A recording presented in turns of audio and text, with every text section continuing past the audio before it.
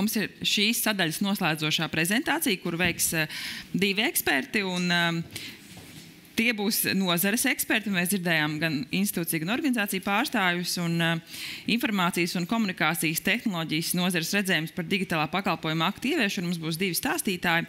Tas būs Likta ģenerāldirektors Andris Melnūdris un Surainenes vērnātā advokāta Linda Sarāna Reneslāce. Aicinu jūs uz skatuvi, lai nākamās 20 minūtes runātu tieši nozares vārdā. Lūdzu. Labdien, vai mani var dzirdēt? Jā, mēs dzirdam. Jā, paldies par uzaicinājumu. Mēs stāstīsim mūsu prezentāciju 2 daļās. Pirmais ieskicēšu IKT nozares attīstību, dažiem skaitļiem un tendencēm, un mani kolēģe Linda no Likta biedru organizācijas Sorainen pastāstīs tieši vairāk par digitālā pakalpojuma aktu ieviešanas redzējumu. Tātad par IKT nozares attīstību pēdējie dati liecina, ka nozara attīstās, pieaug uzņēmumu skaits. Šobrīd nozarē pēc centrālās statistikas pārvaldes datiem strādā aptuveni 7000 uzņēmumu. Ir pieaudzis nodarbināto skaits, 42, mazliet vairāk tūkstoši. Tāpat arī pieaudzis apgrozījums, kas ir apmēram 5,2 miljardi eiro gadā. Nozares apgrozījums iekšzemes koproduktā aptuveni 6%. Tie ir vēl dati par 2021. Gadu un sagaidāms, kad būs tuvākajā laikā pieejami jaunākie dati, ka viņš būs lielāks šis skaitlis. Un arī nemazāk svarīgi, kad nozara ir arī liels nodokļu maksātājs, un pēc jaunākajiem datiem mēs esam 3. lielākā nodokļu maksātāja nozara valstī starp visām nozarēm. Un mazliet par eksportu, kas arī ir būtiski, ka nozares uzņēmumi strādā ne tikai šeit iekšējā tirgu, bet ar vienu palielināt šis īpatsvars, cik nozares apgrozījums tiek veidots no eksporta. Šobrīd tas ir 55%, un pēdējie dati rāda, ka ir izaugsme gan produktu eksportā, gan pakalpojumu eksportā, un arī, kas ir svarīgi, kad joprojām saglabājas tāda diezgan laba izaugsme arī šī gada sākumā pakalpojumos, jo vispār kopumā šis pakalpojumu eksports ir sabremzējies citās nozarēs, tad digitālajā nozarē viņš joprojām ir stabils. Un tad dažos slaidos gribēju vērst uzmanību uz Eiropas digitālās 10-gades mērķiem, kas ir līdz 2030 gadam. Un, protams, ka mēs no Latvijas puses, mēs kā vadošā nozares asociācija raugāmies, ka šie Eiropas mērķi ir svarīgi arī mums, un par to mēs šobrīd diskutējam, jo tiek skatīts šāds digitālā ceļveža ziņojums, ko ir sagatavojuši vairākas ministrijas, un katra no ministrijām arī ir uzlikusi tos mērķus, kas būtu Latvijai pildāmi, ne visi ir Eiropas Savienības līmenī, tādēļ mēs tiešām aicinam, ka mums tām ambīcijām jābūt ir tādām, ka mēs neatpaliekam no Eiropas rādītājiem. Un tad redzam, ka ir 4 lielās sadaļas. Uzņēmēju darbības sadaļā ir mērķis līdz 2030. gadam panākt, ka 75% uzņēmumu izmanto mākslīgā intelekta risinājumus, lielo datu risinājumus un mākoņu pakalpojumus. Un te ir arī dati par to, kur mēs esam šobrīd. Redzam, ka mums ir diezgan daudz ko darīt, bet domāju, ka mums arī laiks ir jāuzroka piedurknes un jāķerās pie darba. Par infrastruktūru runājot, domāju, ka daudz jau ir dzirdējuši, ka jau pēdējos gadus mums šie infrastruktūras rādītāji vairs mēs arī Eiropā neesam tik augstu kā iepriekš. Lai gan jūtam arī aizbraucot uz ārzemēm, ka mūsu elektroniskie sakari tiešām ir ļoti labā līmenī, bet citas Eiropas valstis attīstās straujāk, un arī mūsu tie rādītāji mazliet krīt. Tādēļ mēs nedrīkstam apstāties pie šiem ieguldījumiem infrastruktūrā. Tas ir gan ātrums, ko nosaka Eiropas mērķi, kas būtu 1 gigabits sekundē pieejamība Latvijā, un tad pakāpeniski mēs ejam 100 megabits sekundē, 500 megabits sekundē 2027. gadā ar mērķi, ka šajā 2030. gadā būtu 1 gigabits sekundē pieejamība, platjoslas internetu pieejamība 100%, un tas, ko mēs vērtējam, ka, lai to panāktu, būtu nepieciešams apmēram 1 miljards investīciju, kas būtu gan kopā, gan publiskās investīcijas, gan privātās operātoru investīcijas. Nemazāk svarīgas ir prasmes, tad arī Eiropa ir uzlikusi vairākus mērķus, kas ir, kad vismaz 80% iedzīvotāji ir digitālās pamatprasmes, kur mēs redzam arī mums ir daudz ko darīt, bet salīdzinoši šīs prasmes mums ir tuvu Eiropas vidējam līmenim. Un vēl viens būtisks mērķis ir, mēs zinām, ka IKT speciālisti ir ļoti pieprasīti un viņi trūkst, un tas nav tikai nozarē, bet arī citās jomās, jo bez digitālajiem risinājumiem šobrīd grūti iedomājama ikviena joma. Līdz ar to mūsu mērķis ir, ka mums būtu 100,000 IKT un datu speciālisti Latvijā līdz 2030. gadam. Un pēdējais no šiem 4 virzieniem ir pārvaldība, publiskie pakalpojumi, kur šobrīd DESI indeksā Latvijai visaugstākie rādītāji. Mēs esam virs Eiropas vidējā līmeņa, bet arī šajā jomā ir daudz darāmā, ir ļoti svarīgi šis darbs pie tā, lai pakalpojumi būtu intuitīvi, viegli lietojami un lai tos iedzīvotāji tiešām lietotu. Jā, tas ir ļoti svarīgi, jo daudz pakalpojumu šobrīd tiešām ir attālināti pieejami un daudz ko arī izmainīja tieši pandēmijas laiks un pandēmijas ierobežojumi, kas arī ļoti veicināja e-komercijas attīstību un daudz šīs iespējas ir uz palikšanu. Tagad mazliet vispār par tehnoloģiju lietojumu tendencēm. Šāda World Economic Forum aptauja. Šī gada dati liecina, ka visvairāk kopš 2023. gada, 4 gadu laikā ir augusi digitālo platformu un lietojumu izmantošana vairāk kā 80%. Tad lielo datu analītikas risinājumi, tad ir šie Internet of Things risinājumi, dažādas savienotās ierīces, mākoņu pakalpojumi, un kas ir arī ļoti svarīgi, ir audzis pa 75% aptuveni mākslīgā intelekta risinājumi, kas arī, es teiktu, ļoti korelē ar šo digitālo pakalpojumu aktu jautājumiem. Un te ir arī redzama tieši mākslīgā intelekta arī attīstība, kas ļoti strauja bijusi būtībā šos pēdējos gadus, kur arī ir liela ietekme bijusi pandēmijas laikam, bet arvien vairāk mēs saprotam, ka tā ir reāli ikdienas sastāvdaļa ne tikai akadēmiskajās aprindās, bet arī biznesā.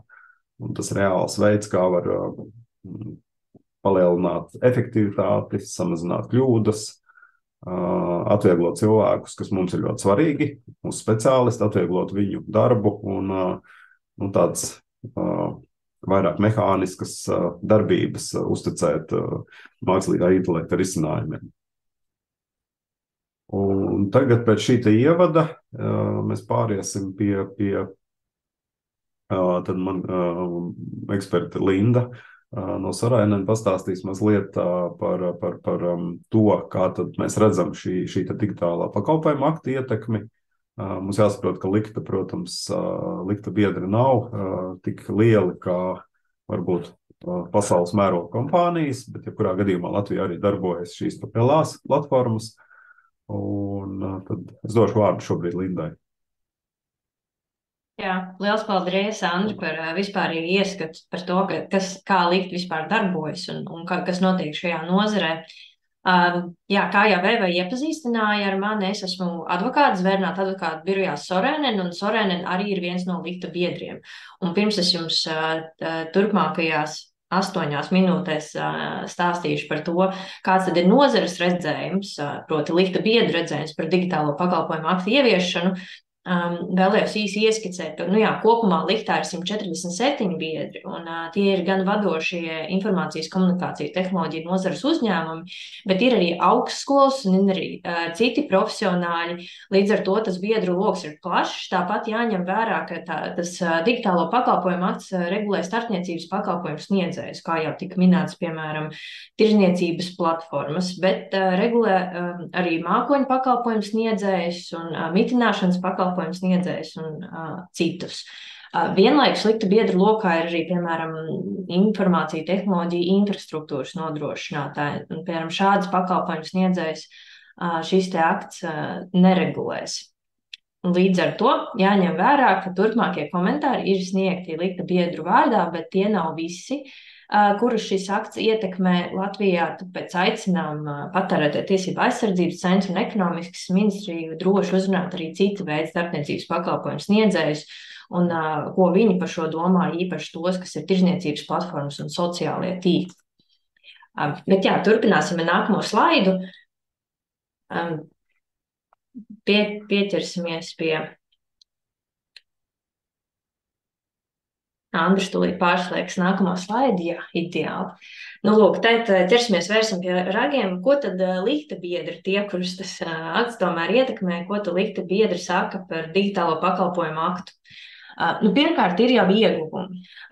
Ieguvumi ir tādi, kādas arī mums šorīt minēja ekonomikas ministrijas parlamentārais sekretārs Jurģis Miezainis.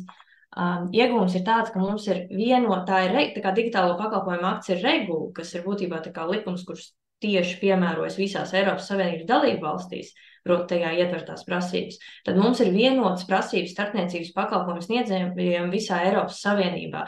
Kāpēc tas ir labi? Tas ir labi konkurencē, tas nozīmē, ka visiem starpniecības pakalpojumu sniedzējiem būs vienādas prasības, nebūs situācija, ka vienā valstī ir stingrāks, citā valstī vājāks, un tad attiecīgi pakalpojumu sniedzējiem ir grūtāk darboties.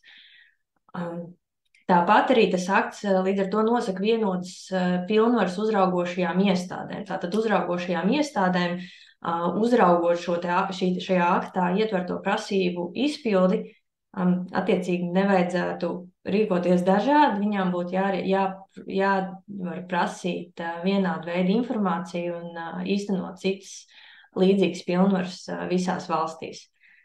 Protams, šis ir jauns regulējums, līdzīgi kā bija laikā, kad tika ieviesta vispārējā data aizsardzības regula.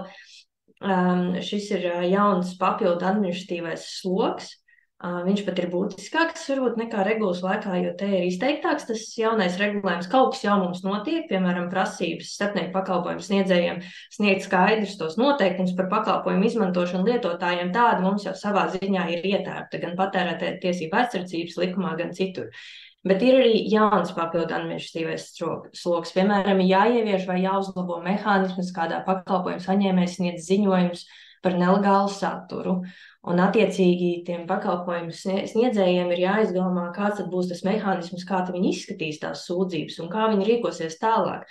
Un tas, kas ir savā ziņā izaicinoši un šobrīd nav, piemēram, pašā regulā, tas, ja digitālo pakalpojumu aktā atrunāts, kā tad pieņem to lēmumu, vai tas saturs ir vai nav tiesisks. Parasti jau to dara tiesas vai uzraugošās iestādes. Šeit pakalpojumu sniedzējiem būs, tā teikt, iedot šīs tiesas vai uzraugošās iestādes loma vērtēt šīs situācijas. Bet, protams, arī paliek spēkā tas, ka tiesas un uzraugošās iestādes drīkstēs prasīt izņemt pretiesisku saturu. Šie ir izaicinājumi, bet mēs nekur no izaicinājumiem aizbēgt nevaram. Akts ir pieņemts, viņš jau ir stājies spēkā, lielie pakalpojumu sniedzēji jau ir daudz ko ieviesuši, un savukārt mazākiem ir daudz, kas jāievieš līdz 17. februārim. Mēs ļoti vēlamies minēt, pirms došos tālāk pie specifiskiem komentāriem, mēs ļoti pozitīvi vērtējam TACS konsultēju vispirms pieeju, jo nozara noteikti ir ieinteresēta visas prasības ieviest, taču tā kā regulējums ir jauns, varbūt dažādi izpratni par to, kā tā ieviešana izpaužās, kāda konkrēta prasība tiek izpildīta. Tāpēc, paldies Patērētāju tiesību aizsardzības centram par to. Un turpinājumā ir biedru komentāri par grozījumiem informācijas sabiedrības pakalpojumu likumā. Tātad, lai nodrošinātu šīs regulas piemērošanu Latvijā, Ekonomikas ministrija ir izstrādājusi grozījumus informācijas sabiedrības pakalpojumu likumā. Tie šobrīd ir apspriešanā, ir ieinteresētās puses var sniegt savus komentārus un ierosinājumus.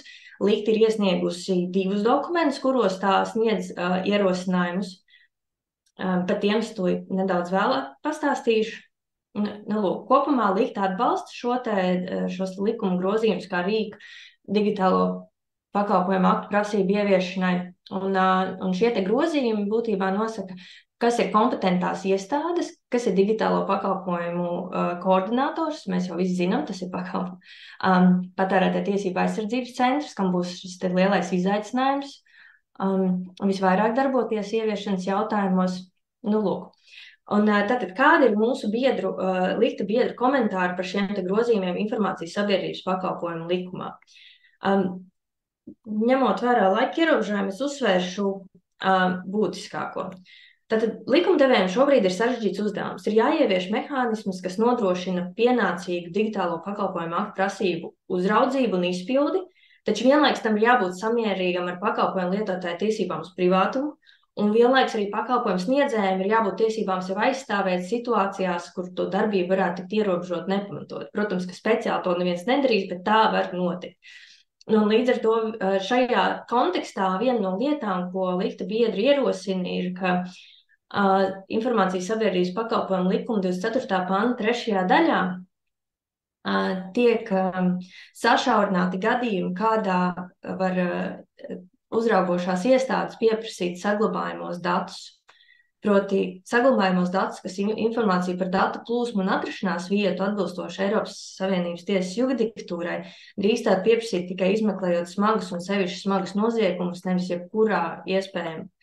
Un mūsu komentārs, ka tas nav jebkurā iespējamā digitālo pakalpojumu aktu pārkāpumu gadījumā.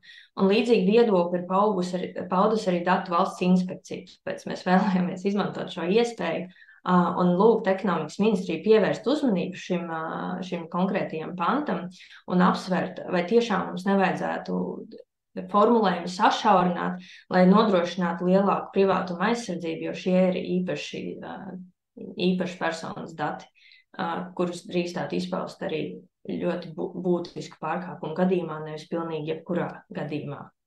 Varam iet pie nākamā slaida. Un tad vēl šie ir pēdējie 2 ierosinājumi. Vēl 2 ierosinājumi ir, mēs esam secinājuši, ka tātad informācijas sabiedrības pakalpojumu likuma 25. panta 5. daļa nosaka, ka tiesnesis var pieņemt lēmumu par atļauju digitālo pakalpojumu aktu kompetentajai iestādei izdot vairākus aktus noteiktā periodā, kuri ļauj ierobežot pakalpojumu sniedzēju pakalpojumu, respektīvi ļauj apturēt tā sniegšanu. Un nozares ieskatā nepieciešams tomēr skaidrāk formulēt šos te nosacījumus attiecībā uz rīkojumu ierobežot piekļuvu pakalpojumu pagarināšanu, lai nav šaubu, ka šai procedūrai jāatbilst detalizētāk aprakstītām digitālo pakalpojumu aktu 51. pantu prasībām. Un otrs komentārs informācijas sabiedrības pakalpojumu likuma 25. panta 7. daļā.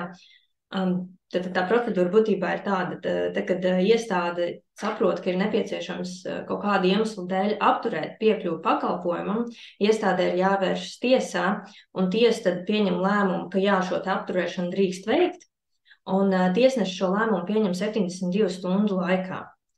Un tiesneša lēmumu šobrīd paredzēts, ka tiesneša lēmumu nedrīkst pārsūdzēt. Likta biedri ieskatā, ka šādu lēmumu tomēr vajadzētu ļaut pārsūdzēt, jo var gadīties visādi. Varbūt tā, ka tiesas rīcībā nav visa informācija, kas varbūt ir pakalpojums sniedzēja rīcībā, kas var būt attaisnojoši vai kas var palīdzēt pieņemt lēmumu, kas tā teikt neliek aizliegt visu pakalpojumu, bet varbūt piemēram daļu no pakalpojumu. Un tāpat mūsuprāt ir jāpagarina šis 72 stundu termiņš, kurā tiesnesim jāpieņem lēmums, jo digitālo pakalpojumu akts noteica, ka kompetentās tiesas iestādes tiesvedībā drīkst piedalīties arī pats pakalpojumu sniedzējs. Mums šķiet, ka tas nebūs iespējams pakalpojumu sniedzējiem tiesā piedalīties un sniegt savu viedokli, vai tiešām vajag to pakalpojumu apturēt, vai tomēr ir kāds cits risinājums. Ja tas laiks lēmumu pieņemšanai ir tikai 72 stundas. Šīs tādas ļoti tehniskas lietas. Paldies, ka jūs klausījāties. Vairāk par šo var izlasīt arī Litas sniegtajā viedoklī, kas atrodas TAP portālā.